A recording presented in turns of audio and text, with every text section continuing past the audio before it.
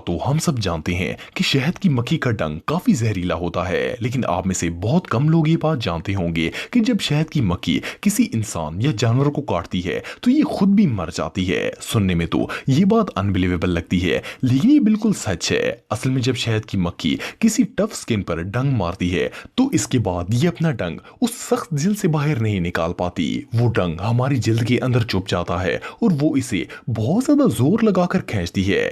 जब ये अपने डंक को निकालने के लिए जोर लगाती है तो इसके लोअर एब्डोमेन और डाइजेस्टिव सिस्टम के कुछ पार्ट्स हमारी स्किन में ही रह जाते हैं। इसका स्टिंग जो हमें नजर आता है वो असल में इसके मसल्स, नर्व्स और डाइजेस्टिव ट्रैक का हिस्सा होता है। इसके डैमेज होते ही बी की तरह लगता है, लेकिन एक्चुअली ये पिग से थोड़ा सा डिफरेंट होता है। इसका कद पिग से लंबा होता है और इसकी स्किन भी पिग से ज्यादा सख्त होती है, लेकिन सबसे मेजर डिफरेंस इनके हॉर्न्स का होता है। आमतौर पर तमाम जानवरों के सिर्फ 2 लोअर हॉर्न्स होते हैं, लेकिन बेबी रूसा के 4 सींग होते हैं। इनमें 2 लोअर और 2 अपर हॉर्न्स शामिल होते हैं। इनके ये हॉर्न्स इन्हें दूसरे जानवरों से लड़ाई के दौरान अपने आप को प्रोटेक्ट करने में हेल्प करते हैं। लेकिन इन हॉर्न्स का एक बहुत बड़ा डिसएडवांटेज भी होता है। बेबी रूसा के हॉर्न्स हमेशा बढ़ते ही रहते हैं। इनकी ग्रोथ कभी भी खत्म नहीं होती। जब तक ये जानवर जिंदा रहता है इसके सींग बढ़ते रहते हैं। इससे भी ज्यादा खतरनाक बात यह है कि ये हॉर्न्स ऊपर की तरफ बढ़ते हैं। बास दफा ये बढ़ते बढ़ते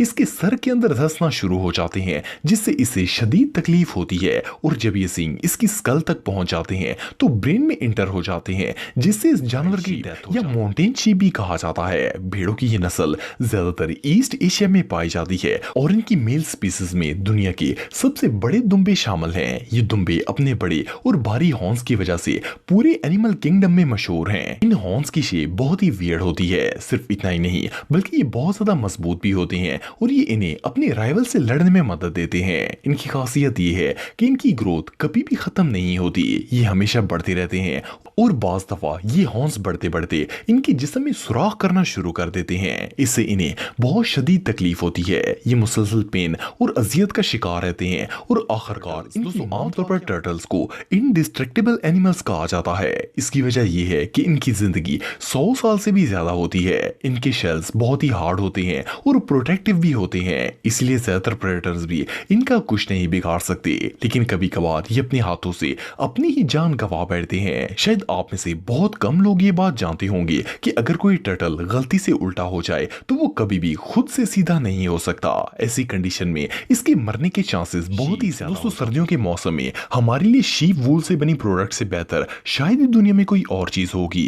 ये चीजें हमारे जिस्म को गर्म रखती हैं और हमें सर्दी लगने से बचाती हैं। इनकी खाल से जूते, जैकेट्स, शूज, स्वेटर्स और इवन के ग्लव्स भी बनाए जाते हैं। लेकिन आपको जानकर हैरानगी होगी कि अगर भेड़ों की खाल को लेकर जरा सी भी बेएहतियाती की जाए तो ये खाल इनके लिए जानलेवा भी साबित हो सकती है। इसकी वजह यह है कि जब ये खाल बहुत ज्यादा बढ़ जाती है तो अक्सर इनमें पैरासाइट्स आ जाते हैं। इसकी वजह से इन्हें बहुत ज्यादा इचिंग होती है और ये इसे रब करने के लिए दरख्तों या झाड़ियों का सहारा लेती हैं। लेकिन बाज़ दफा इन झाड़ियों के कांटे इनकी जिल्द में चुभ जाते हैं और इसे डैमेज कर देते हैं। इससे इन्हें इन्फेक्शन भी हो जाता है और ये इन्फेक्शन बढ़ जाए तो इनकी डेथ भी हो सकती है। इसके अलावा अगर इनकी खाल को वक्त पर ना उतारा जाए तो इस वजह से भी इनकी मौत वाकया हो सकती है। अगर ये वूल बहुत ज्यादा बढ़ जाए और इसे ना काटा जाए तो भेड़ों का जिस्म ओवरहीट होना शुरू हो जाता है। दोस्तों, हिरन एक बहुत ही खूबसूरत जानवर है और आमतौर पर आर्टिस्ट इसी की पेंटिंग करते हैं। अगर रेनडियर की बात की जाए